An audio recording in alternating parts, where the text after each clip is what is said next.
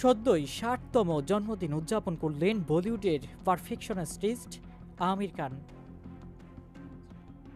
এই সময় তাকে নিয়ে অজানা অনেক কিছুই ভাগ করে নেন নায়ক। যেমন নায়ক জানালেন গৌরী সম্রাট নামের এক নারী প্রেমে হাবুডুবু খাচ্ছেন তিনি, আর সেখানেই নতুন প্রেমিকার সঙ্গে আলাপ করিয়ে দেন আমির।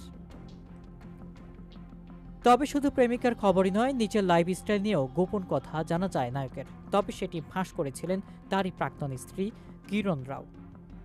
এক সাক্ষাৎকারে তিনি বলেন, আমির খান নাকি খুব প্রয়োজন হলে তবেই গোসল করতেন। অনেকেরই হয়তো মনে আছে আমির খানের ১৯৯৮ সালে মুক্তিপ্রাপ্ত ছবি গুলামের কথা। তবে কি জানেন, ওই ছবিতে একটি লড়াইয়ের দৃশ্যে অভিনয় করেছিলেন আমির খান, আর সেই দৃশ্যের জন্যই নাকি তিনি ১২ দিন ধরে গোসলই করেননি। জানা গেছে গুলামের ওই দৃশ্য বেশ দীর্ঘ ছিল, আর আমির বারবার মেকআপ পরিবর্তন করতে চাননি। তাই দৃশ্যটির শুটিং শেষ না হওয়া পর্যন্ত তিনি গোসল না করেছিলেন। ওই দৃশ্যই শ্যুট করতে ১২ দিন সময় লেগেছিল।